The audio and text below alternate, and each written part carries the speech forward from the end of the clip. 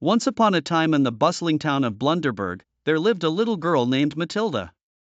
Matilda was not just any ordinary girl. She had a wild imagination that could turn the most mundane days into the most spectacular adventures. Her eyes sparkled like little stars whenever she thought of a new idea. One sunny afternoon, Matilda bounced out of bed, her pigtails bobbing with excitement. She had dreamed of a place where marshmallows grew on trees, and sitting up, she knew just what she had to do. She grabbed her adventure backpack, filled it with her trusty magnifying glass, a map, and of course, some snacks, and set off through the twisting paths of Blunderberg Forest. Halfway through her walk, Matilda met her friends, Benny the brave bunny and Sally the sassy squirrel. Benny had ears so long they flopped over his eyes, and Sally's tail was so fluffy it made you sneeze just looking at it. "Where are you headed, Matilda?" asked Benny, adjusting his spectacles. "To Marshmallow Mountain," Matilda declared proudly. Benny and Sally exchanged curious glances. They had never heard of such a place but were intrigued enough to join her on this mysterious trek. They followed a sparkling stream, climbed over huge, tangled roots, and even tiptoed past a sleeping dragonfly as big as a dog. They walked and walked until suddenly, they saw it, Marshmallow Mountain. It stood tall with giant marshmallows clinging to it like enormous, sugary clouds. At the foot of the mountain was a sign that read "Pluck only one, for fun has just begun." Matilda, Benny, and Sally each picked a marshmallow the size of a beach ball. Giggles filled the air as they licked the soft, gooey delight. But something strange happened. The more they ate, the lighter they felt until, whoosh! They floated up into the sky.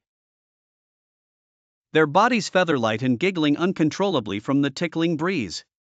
Matilda looked down and saw Blunderberg beneath her, looking like a tiny toy town. "Look, I'm flying," she shouted. They floated past cotton candy clouds, danced around rainbow rings, and twirled with fluttering butterflies. But just when they thought it couldn't get any more magical, they began to drift toward a giant bubble floating in the sky. "Let's see where it takes us," Matilda said, her eyes sparkling brighter than ever. They landed gently on the bubble, which was as soft as a pillow and smelled like strawberries. Inside the bubble, they found a tiny world bustling with marshmallow people. The Marshmallow King, wearing a crown made of gummy bears, greeted them warmly. "Welcome, adventurers. You've discovered our secret world." Matilda, Benny, and Sally were given a tour of the Marshmallow Kingdom. They saw the Marshmallow Mint Lake, visited the Jelly Bean Jungle, and even got to ride gumdrop ponies.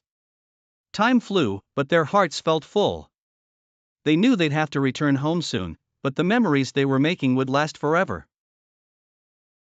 As the sun began to set, the Marshmallow King gave them each a glowing, magical marshmallow to remember their adventure. "May it always light your way back to us," he said. As the marshmallow bubble floated them back down to Blunderberg, Matilda, Benny, and Sally waved goodbye to their new friends. They landed softly in Matilda's backyard, and as they looked at each other, they couldn't help but burst into laughter. "What a day," said Matilda, hugging her friends tightly. Benny looked at his glowing marshmallow. "We'll have to come back someday." As Matilda tucked herself into bed that night, she glanced at her glowing marshmallow and smiled. She knew that with her wild imagination, any day could turn into an extraordinary adventure.